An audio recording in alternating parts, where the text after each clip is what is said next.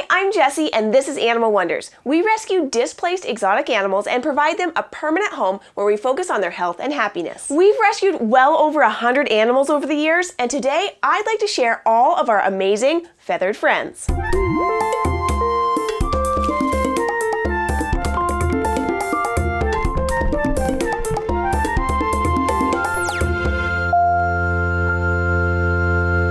We have so many animals that it's hard to keep you updated on everyone, especially since it's changing all the time because we often rescue older or injured animals that only spend a few years with us. But our birds are much more stable. All of them are such long-lived species that many have been with us for over 5 years, and we're looking at several more decades with most of them. We're currently at capacity for our indoor bird room, so we're not planning to take any more in anytime soon. We have 18 birds, so let's start with the smallest and work our way up. This is Sprinkles.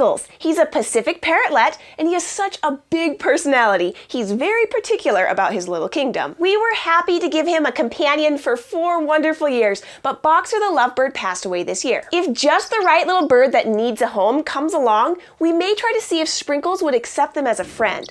Trying to pair him without a lot of thought could lead to injury and trauma. So until then, he'll get socialization from us and the many other birds in his area. Here's Agent Perry the budgerigar. I really like his personality because he's so straightforward about his feelings. He's not super fond of human interaction, but he will tolerate me to an extent. He had significant trauma when he came to us, and it's so nice to see him thriving. Look how good he's doing. He's nervous right now, but he trusts me enough that he stays on my finger. He knows I won't hurt him, and I'll keep him safe. Say hello to Steve the cockatiel. Steve was introduced to Agent Perry the budgerigar last year, and they've done really well together. Steve loves to whistle little tunes, and it's fun to hear him practicing when I'm not in the room. Listen to this recording.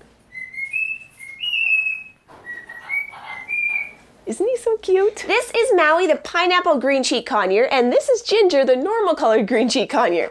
These girls are best friends. Maui is about 5 years old, and Ginger is about 10. The story of their friendship is super sweet, and there's a link in the description all about Ginger and how these two met. Maui loves to hang upside down. You going up there, Ginger? There you go. Maui, let's show off you hanging upside down. What do you think? Ready? There she goes. She seriously loves to do this all the time. And Ginger here, she loves to dance. And she loves to fly, and she likes to snuggle. Both are absolutely adorable. Here's Lulu the half-moon conure. Ecuador, you're so loud. What's he doing? Yeah, you tell him what you're doing. Oh my goodness. This is Ecuador, the Gende conure, and this is totally going to need subtitles. These boys are such clowns.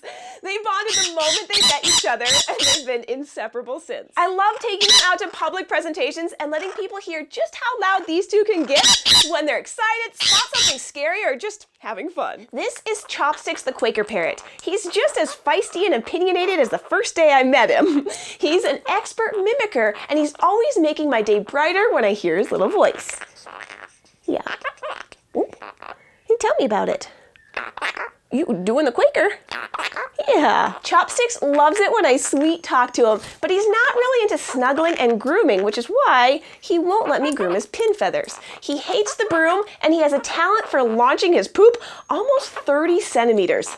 Chopsticks, I love you. You're a good boy. Coming in at 110 grams is Kaya the ringneck dove and her girlfriend Willow. These two beauties are a delight among the flashy colors of the parrots. Originally, we thought Willow was a male because we observed cooing and dancing for Kaya, which is typical male behavior. Kaya regularly lays 2 eggs in the nest they build together, but the eggs have never been fertile. Just a couple months ago, we started getting 4 eggs in the nest, and we realized that Willow was now laying 2 eggs alongside Kaya's 2 eggs, and they're devoted nesters and doting partners. Zabra came to us after being passed from home to home, and he was very distrustful for the first few months, but now he's one of the friendliest birds we have. He's quite noisy, yes you are, but he loves everyone and everyone loves him.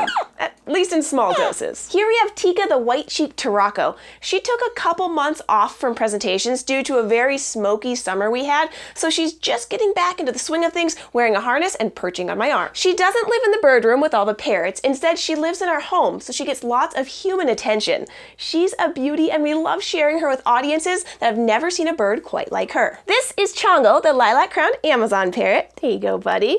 He's the smallest of our Amazons, and we've had him since 2008. Chongo formed a trust bond with me over the first few months, but he's never been comfortable traveling in a crate, and he doesn't like audiences. So instead of doing public presentations, he spends his time playing with toys and keeping a close eye on his girlfriend. And this is Zoe, the Red Lord Amazon parrot. This, here you go, is Chongo's crush. Unfortunately, Zoe does not reciprocate Chongo's feelings, so they do not live together, but they do live right next to each other. Zoe is much more fond of me than anyone else. She loves being groomed on the back of her neck and has learned to mimic some of the noises she hears around her. Yeah, like the microwave. She tries to whistle the song La Cucaracha.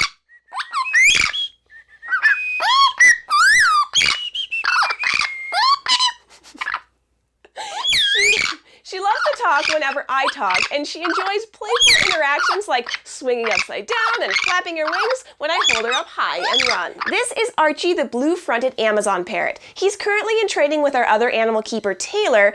He's never been a really big fan of me, which is why I have him on a stick. He tolerates me, but he's taken to Taylor, and I'm hoping their bond strengthens as they continue to learn to trust each other. He's an older parrot, probably in his late 20s or 30s. He's not easily impressed, and it took us a while to figure him out.